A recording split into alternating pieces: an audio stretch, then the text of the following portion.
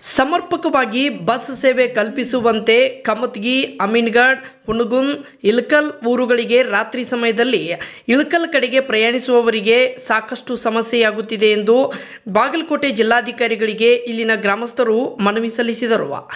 ಸುಮಾರು 7:45ರಿಂದ 9:45ರವರೆಗೆ ರಾತ್ರಿ ಹೆಚ್ಚುವರಿ ಬಸ್ ವ್ಯವಸ್ಥೆ ಕಲ್ಪಿಸಬೇಕು ಎಂದು ಮಾನ್ಯ ಜಿಲ್ಲಾ ಸಾರಿಗೆ ಅಧಿಕಾರಿಗಳಿಗೆ ಊರಿನ ಜನರು ಮನವಿ ಪತ್ರದ ಮೂಲಕ ಮನವಿ ಸಲ್ಲಿಸಿದರು.